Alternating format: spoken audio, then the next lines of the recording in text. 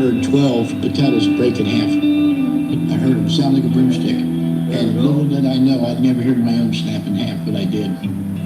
Yeah, they operated on me within 2 hours. I told them I'm allergic to anesthesia. It was a 3.5 hour operation, awake the whole time. I was off crutches in like 7-8 weeks, walking around. I was already starting to squat again. The second surgery is where it went wrong. I went back in to get the wires taken out. I was supposed to be home within 4 hours of the whole episode.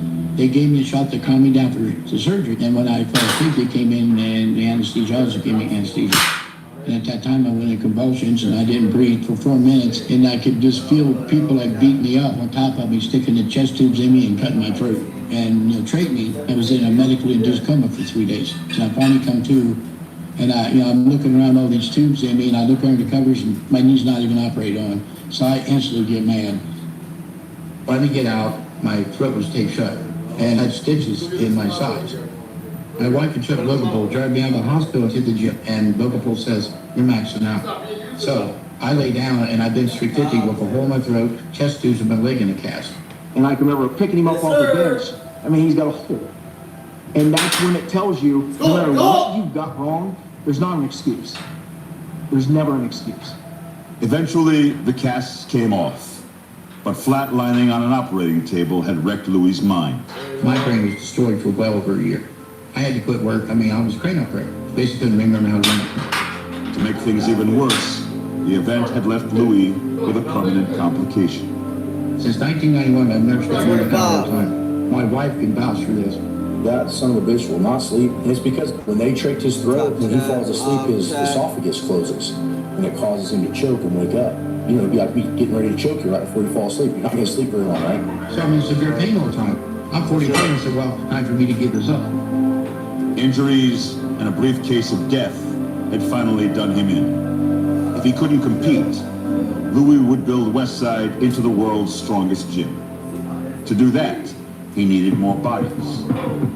I remember Louis, right when I went up on the platform, sticking his fingers in my belt and saying, breathe into your stomach, show me how fat you are. And the first said, man, doing it. So then I get another bar, and I took the bar out, and I'm like, oh my God. This feels like nothing. This guy's magic. It was after that we spoke a little bit more, and I said, look, I'm 1 semester away from graduating. He said, well, you should move down to Lumbus.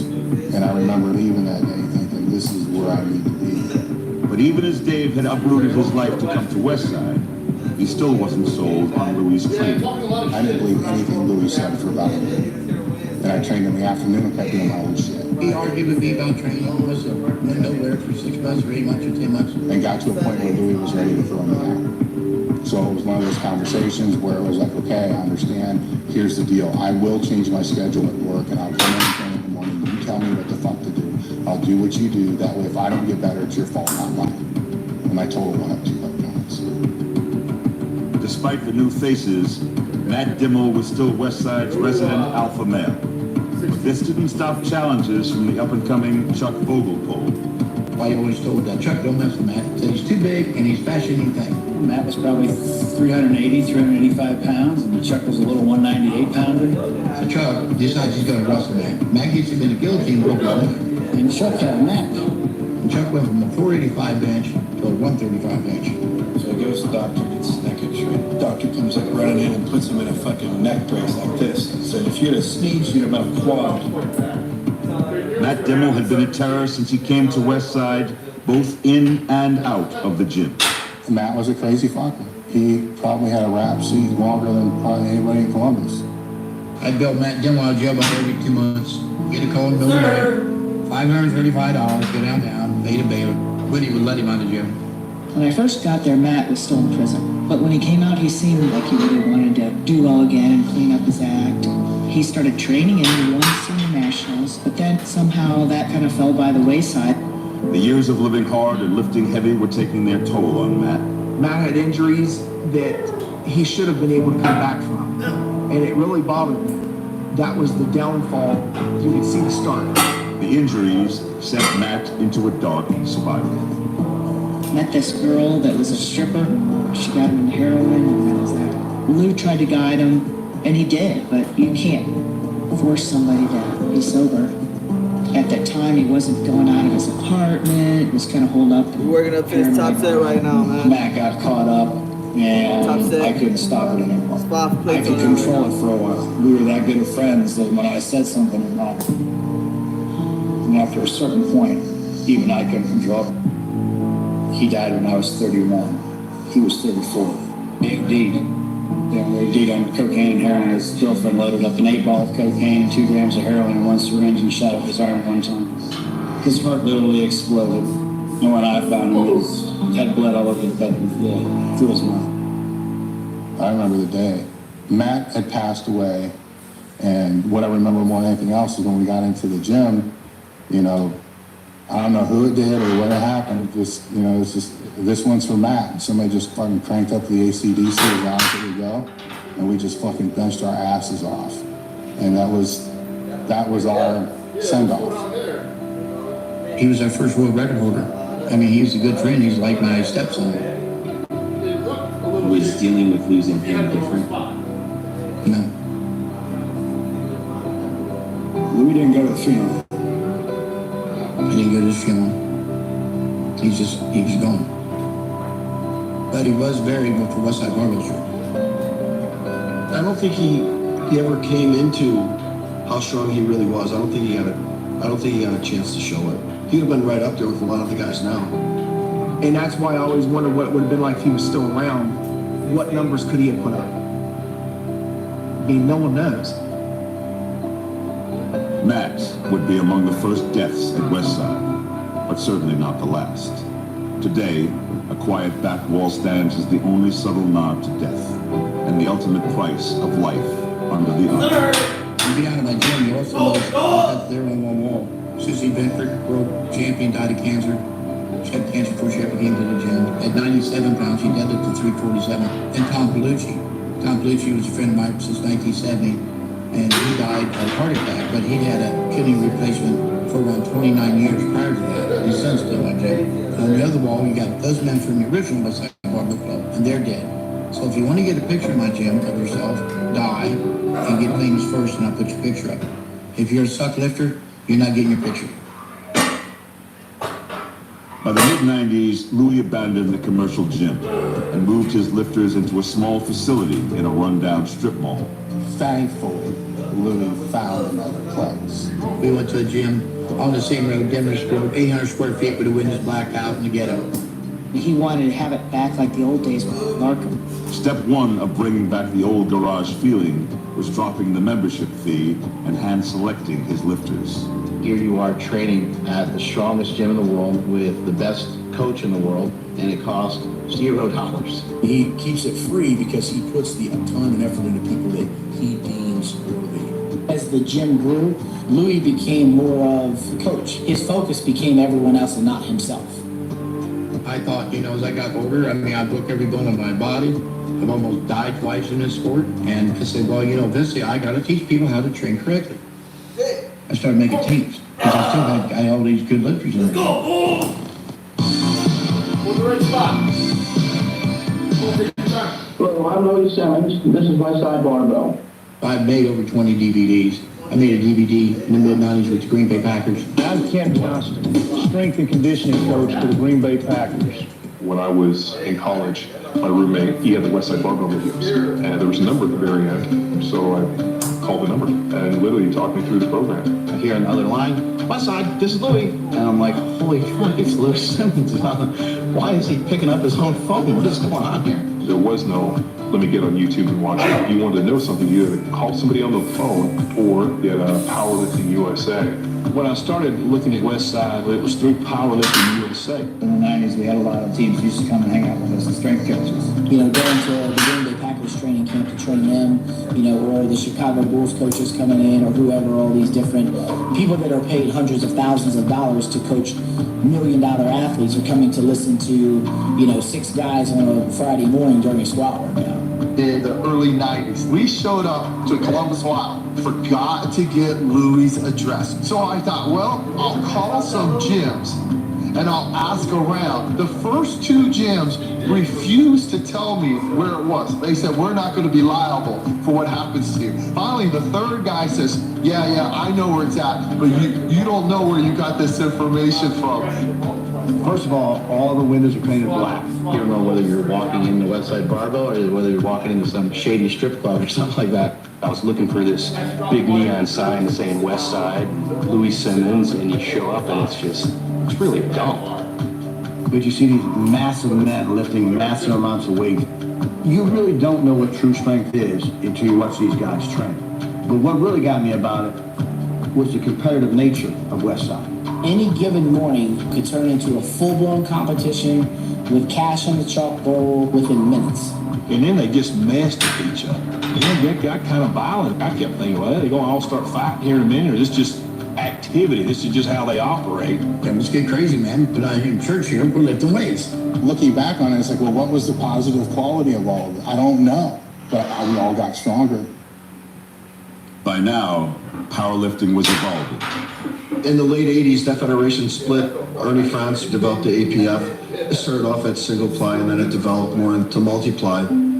Multiply referred to the thickness of gear a lifter wore. The original squat suit and bench shirts had been constructed of a single layer of material. Eventually, somebody doubled up on the layers, and a new breed of extreme lifting was born. Multiply is top fuel. So you're already strong. You put that on, you're even stronger. But then they had to learn how to train with that equipment. You gotta find that way to be poetry in your gear and not look like you put clothes on a refrigerator. All of a sudden, the crazy dudes jump into multiply, and that took on a whole different direction on its own. There was a huge dominance of all the multiply stuff. And then when the WPO comes along, they're offering big money. So where does everybody go? We went to WPO. If you like incredible displays of strength, then put down that remote. You've come to the right place. This is the first professional powerlifting championship. The WPO paired the aggressive nature of multiply lifting with the lights and spectacle of professional wrestling. What were you thinking just before going up there? They're banging your head. What was that all about? Let's just get the blood up in there. I don't want to lose all sense. What am I insane? The Federation recruited the top lifters in the world to compete head-to-head for big cash prizes. The rise of the WPO gave everybody a chance to reach a pro level in powerlifting, which was multiply. With money on the line, the innovation of the gear really took off, especially with bench shirts. Going here, all of our guys got their shirts on, you know, we're all jacking these tight shirts, and these two cats come over here, and they got their shirts cut clear up the back. Louis like, what the hell? How's that gonna work? We watch this guy in the warm-up room barely bench 405, and put this shirt on and take 660 and ram it off the boards. And I looked at Louis and I said, I don't know, but we're gonna talk to him when the meet's over. Sunday morning, Louis was over there with a pair of fucking scissors, cutting up $200 France bench shirts. The modifications to the gear would send numbers soaring for years to come. Through the years, most of the names Westside was known for had trained early in the morning with Louis. But as the gang grew larger, it eventually spilled over into a second, less heralded shift, the night crew. Despite sharing a roof, the night crew treated Louis and the morning loop as hostiles. The night crew hated me. All I had to do was walk in the place and they were ticked off of me. But I always had a saying that the AM crew was 12 hours ahead of the PM crew. One of the first major rivalries between the two units featured Kenny Patterson and George Halbert. When it came to the bench press, Kenny Patterson simply could not be beat. Kenny was the #1 lifter in the world. I was a world record holder, 242 and 220, along with 275, all at the same time. He edged out George at every turn. I knew that I wasn't going to beat him at 275. I went down to 220. I broke my first world record. Then I went up to 242, and I broke my second world record. Well, Kenny decided he's going to come down to 242. And Kenny came down to 242, took my world record away. If he walked out with the world record, the first thing in my mind was I need to get back to the gym because I have to get that back. With no way around Kenny, George tried a bold weight cut. One of my training partners was a former bodybuilder. And I talked to him and I said, how do I get lean? Came down to 198, I went to a low record, opened up the world record, I made it easy, and I left. Then the rise was on. He broke 8 world records in a bench in a row. That's when myself and George and Chuck and Dave, that's when we kind of created our era. When Westside rolled into a meet, the whole room took notice. If you go to a meet and you see the West Side crew, you know this shit just got real. Because their names were on all the records. I can remember when I weighed in at a meet, Dean Blick goes, "Oh, you're the only one here from West Side?" And I went, "No, the rest of them are coming. I'm just the one they sent in first." And around the corner, here comes the rest of them, and he just put his head down. I went, apparently you didn't like that answer. Apparently you know that you guys are going to get beat. You can bring like a group of 20 or 30 dudes to a meet, and they all be gigantic. That's when we started to dominate. We won the APF seniors 93, 4, 5, 6, and 7. And their world body, WPC, and an international contest, you score 6 people. You know, Americans score 6, everybody scores 6. Well, Westside had 4 first and 2 seconds. We would have won the world 2 years ago. We would have beat the United States and everybody else. That's how dominant we were. And a lot of people don't even know that, you know. They didn't, you know, people popped up in the 2000s. They only hated since then. Westside's ascent was not built off of brutality and testosterone alone. I mean, if you want to know about the explosion of the 90s and what happened was chains and bands. For years, Louis had chased an idea called accommodating resistance, where the resistance increased to meet the strength curve of the lifter. The Soviets had written about accommodating resistance, but Louis had yet to find a way to apply it to the barbell. The closest he had ever seen was a Soviet device called a weight releaser. Weight releasers are an apparatus that the Russians started years ago. When it went down, they would hit the bottom and jump off the bar. An old man called me on one time, don't know the concept of the weight releasers. I told him, said that's like chains. I said, well, explain what you mean. They used to put chains on the bar. They gave it go down. The chain would unload. The links would fall on the ground. Then come back off and you lift it up. I go, wow, that's better than what I'm doing. So I started using chains, and I never wrote about them. Then we went to 3 major meets. I was reading an article that he wrote about how he used chains for resistance. Man, I got to go see how he's doing that. I had already been introduced to rubber bands. So when I went out to see Louis, I asked him about the chains, and I told him about the bands. Dave Williams of Liberty asked me about using bands. I knew about them, but I didn't know where to get them. I've never seen any bands that would do what we're doing. So he told me about Dick Hartswell's jump stretch at the time. So Dick came to Columbus, Ohio, actually that weekend to do a basketball seminar. So when I went up and I looked at these bands, I go, what if I put them on my shoulders?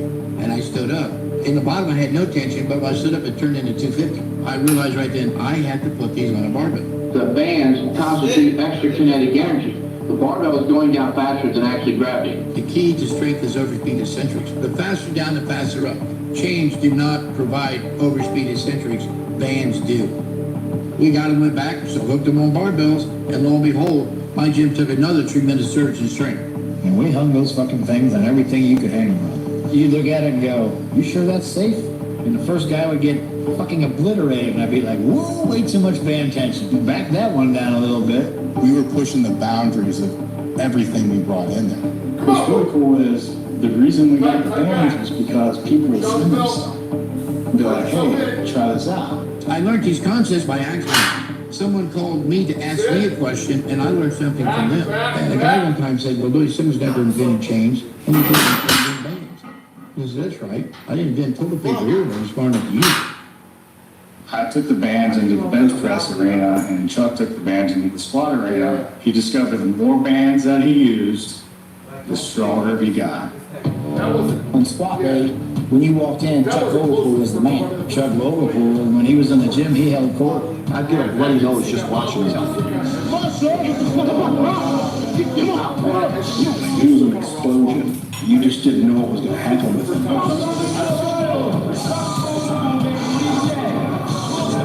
When they would call Chuck Vogelpool, the fucking back row would stand up and fill the aisles. He'd get out there, sometimes he'd have racket, go down and just fall with it, you know what I mean? You're like, oh. Then he'd come back out and fucking spitting on it, headbutting it, get under it again, stand up with it, go down, sit down there, and you think he's gonna fall and fucking blast it like somebody couldn't take it faster than that. Chuck was never weak, but the stronger he was, the worse he was to be remembered.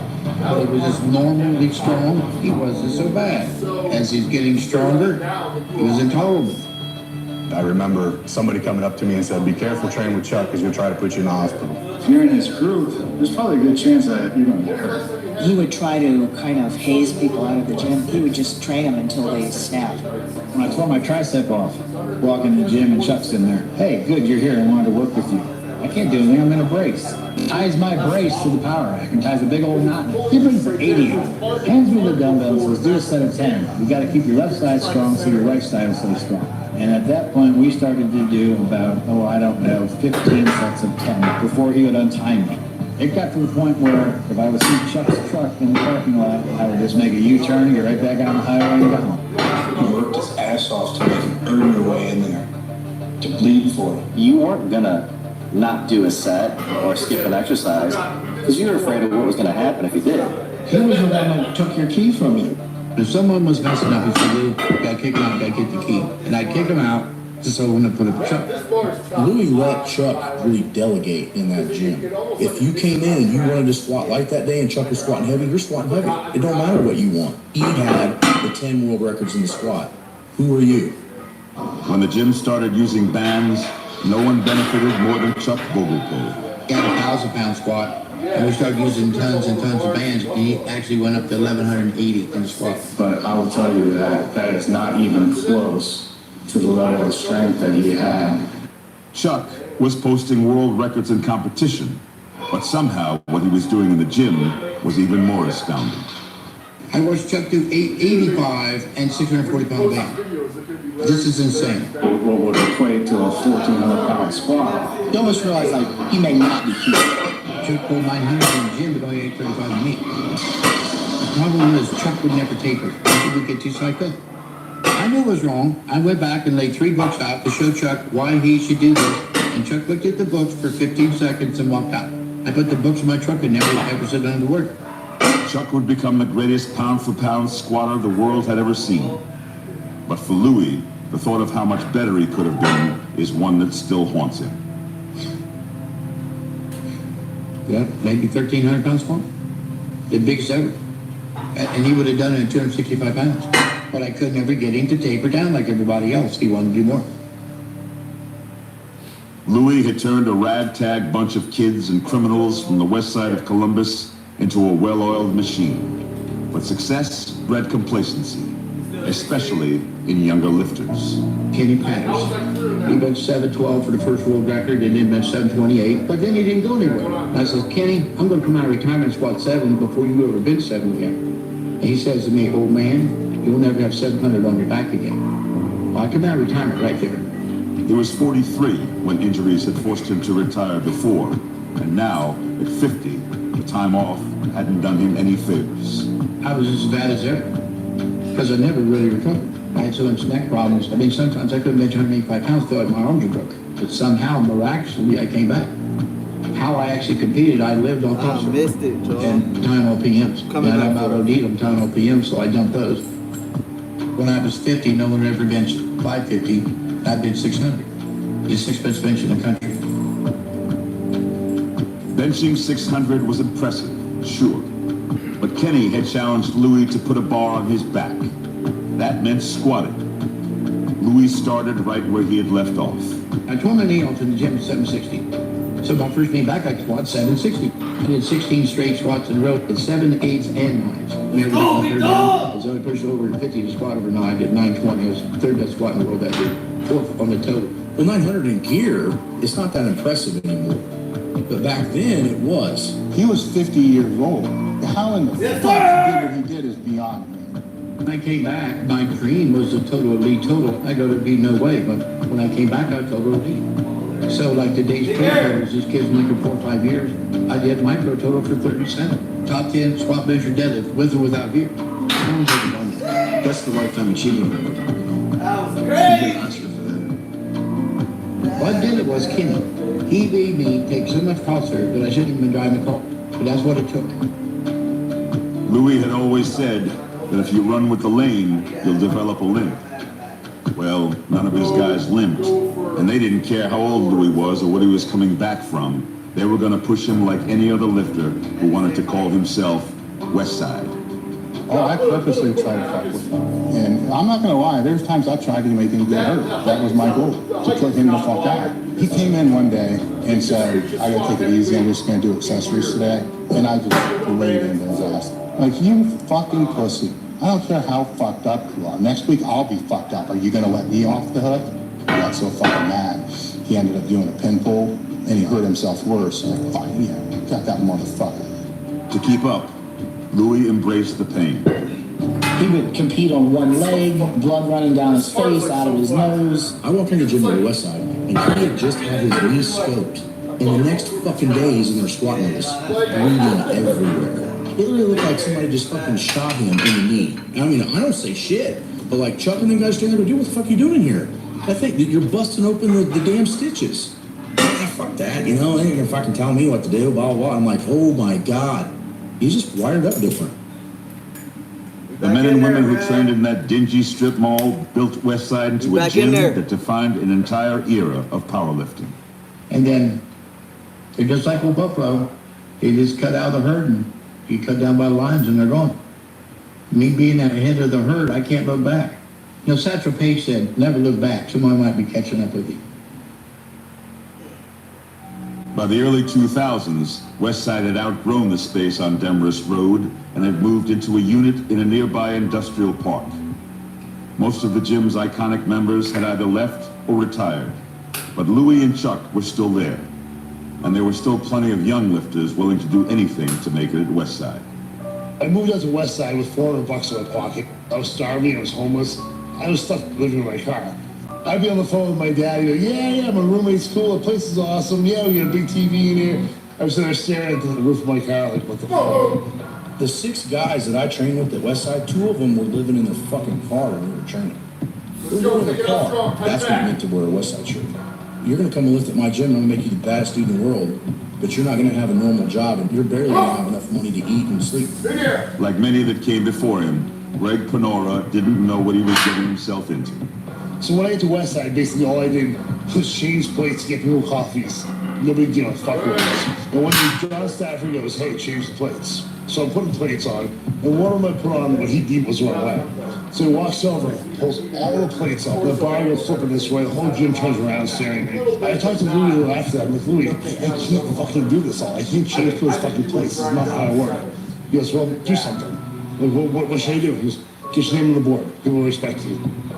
Once you get your name up there, you're in there. They'll play Jim Harris. Me and George watched that dude do things and we were like, Jesus Christ, this guy's gonna take everybody's name off the board. Every time he competed, he would break a record. You figured that'd be a positive thing. Everybody's like, yeah, man, that's great. No, not in there. There's only room, most of the time in most gyms, for one badass. For one guy to tell everybody else, you're gonna do what I'm doing. I mean, if you know Westside, if you were growing up at the time when I did, Chuck V was a man. And Chuck's super competitive. And he was getting some dings and some injuries. I think they're really starting to take a toll on him at that point. I mean, he basically showed up to the gym, wrapping knee wraps like a fucking mummy, gets to work on. You know, Louis playing Louis, he's going to be behind the strongest guy. He's sort of trying to become more and more like my gym. Chuck had dedicated his entire adult life to the gym, but now he seemed unsure of where he fit in. One day we were all sitting and eating, and Chuck's like, what are you going to do with the gym once you're done with it, or you're retired, or you die, or whatever? And he was like, I'm just shutting it down. It's over.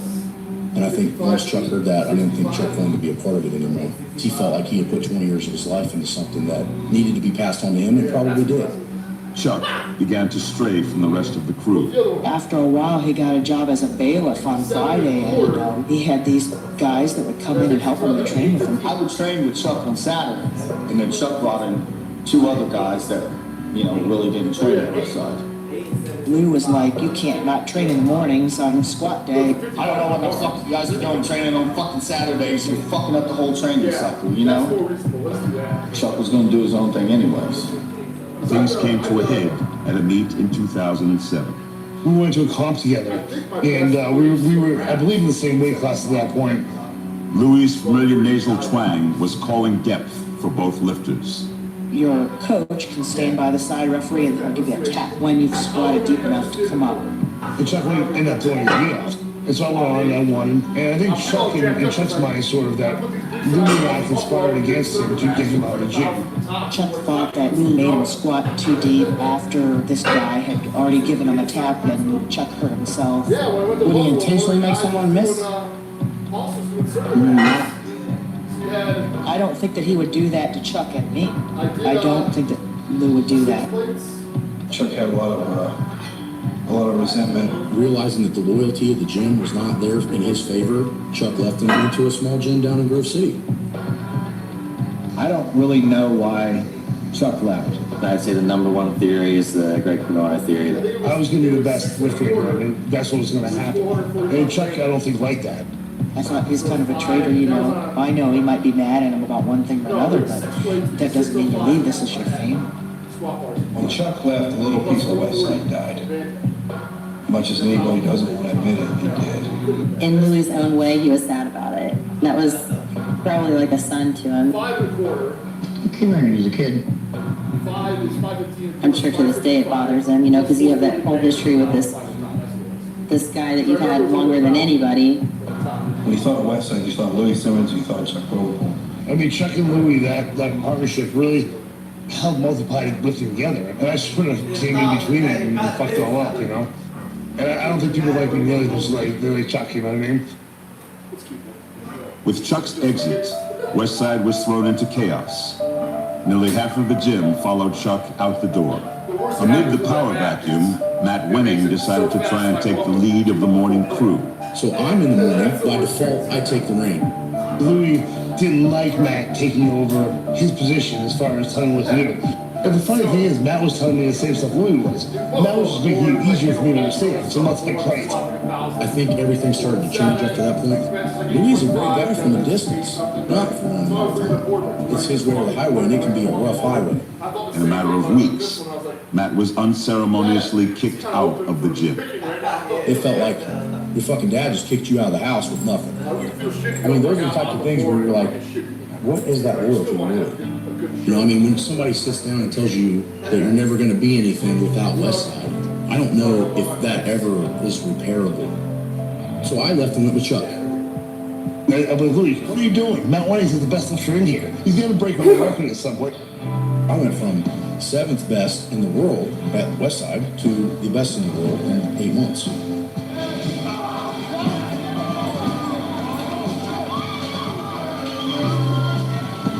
I broke the total record and I broke the squat record. It was the best thing in the world that I took what I knew and go to his meet and beat him on his own ground and take his money.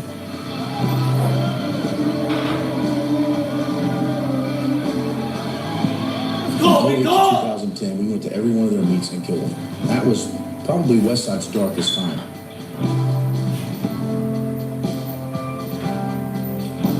I will always hold a place in my heart for West Side, whether our relationship ever gets kindled, because I really don't talk to them. I would rather see Chuck and Louie because they have 20 years more heritage than I did.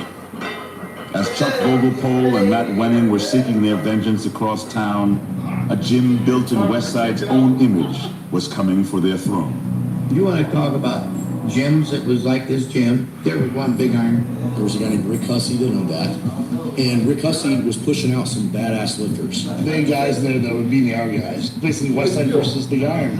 It was like the good guys and the bad guys. I mean, Big Iron were the good guys, we were the bad guys, no doubt. That sort of caused a rift in the sport, too. People were like, you know, these guys don't have bands and chains and shit. It was definitely two totally different kinds of training. I think people are sort of starting to see that maybe that West Side's not the only way, which is what Louie basically made America believe. So Louie was feeling a lot of pressure because Hussey had a lot of guys in the 198s and 220s at that time that were just destroying records. Big Iron looked to be the gym that may finally overtake West Side. But right at the height of their rivalry, Rick Hussey was diagnosed with cancer. Rick died when he was 49 years old. If he hadn't had such an untimely early death, they'd still be going strong.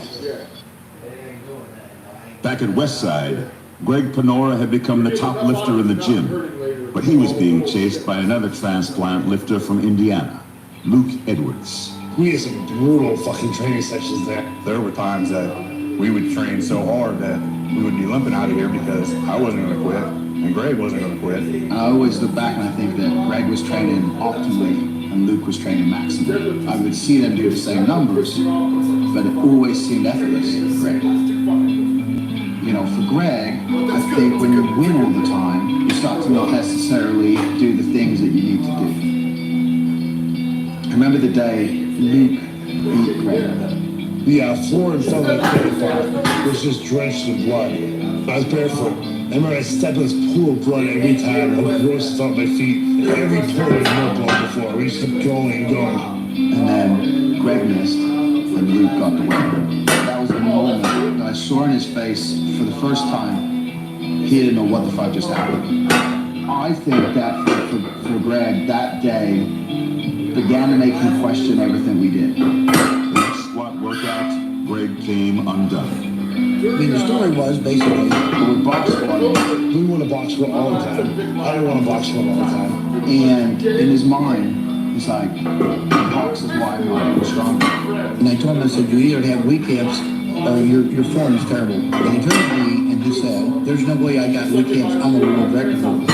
He reminded everybody he was the world record holder. He kept saying that over and over again. And we were like, yeah, we get it. Like, he was throwing it in my face, I think, more than anybody, because he knew that I didn't take that record from him. And Lou said, I don't give a fuck. And I blew up. And that was it. He walked out of the gym and left. When I turned around to leave, he was great. He goes, you know what sucks? You and I are the only people who really know that you're the strongest person in our lives. He would still be the world record holder, and I know he knows it. He hardly scratched his potential. Alright, guys. I was like, I'll go to Lexington. He goes, I don't give a fuck what you do. That was the last time we I don't talked. even know how to end this one.